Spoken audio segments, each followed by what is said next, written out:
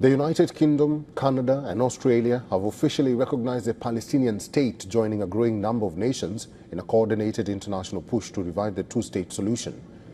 The announcement came ahead of key discussions at the United Nations. Making the announcement, UK Prime Minister Keir Starmer says that the United Kingdom is formally recognizing the State of Palestine to revive the hope of peace for the Palestinians and Israelis and a two-state solution.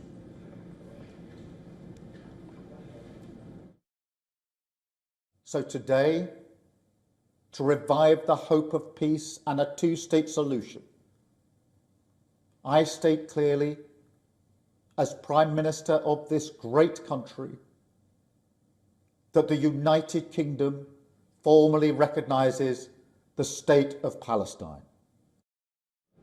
In Canada, Prime Minister Mark Carney said the decision aligns with Canada's long-standing support for a two-state solution, a policy it has maintained since 1947. The statement said that the Palestinian Authority has provided direct commitments to Canada and the international community on much-needed reforms, including to fundamentally reform its governance, to hold general elections in 2026 in which Hamas can play no part.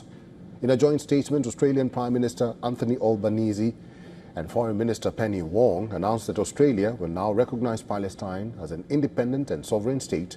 They say the move is part of an international effort to restart the peace process, with the first steps focused on securing a ceasefire in Gaza and the release of hostages held by Hamas. As of now, 48 hostages remain in Gaza and only around 20 are believed to be alive. The recognition has drawn sharp criticism from Israel. Israeli Prime Minister Benjamin Netanyahu says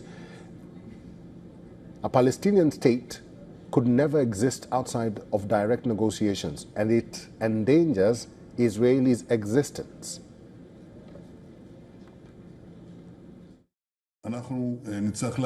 We will have to fight both at the UN and in all other arenas against the false propaganda directed at us and the calls to establish a Palestinian state, which would endanger our existence and constitute an absurd reward for terrorism. The international community will hear from us on this matter in the coming days.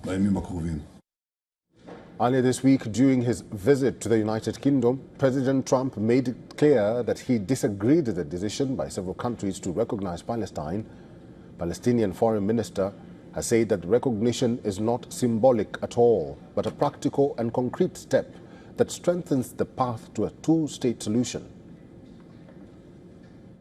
The recognitions of the State of Palestine also say very clearly and explicitly that Israel has no sovereignty over the land of our state, period. This recognition of the State of Palestine is a historical, natural, and legal right of the Palestinian people. This recognition will carry a very important message to the Palestinian people, a message of hope for a future in which there is a free Palestinian state embodied on its land, Palestine.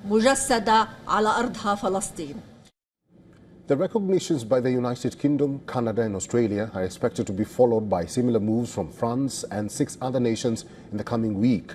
Israel has faced mounting diplomatic pressure in recent months, particularly over its conduct in Gaza. According to reports, Israel is considering plans to annex key parts of the West Bank. The push includes far-right ministers like Bezalel Smotrich, who previously called for annexing up to 82% of the territory.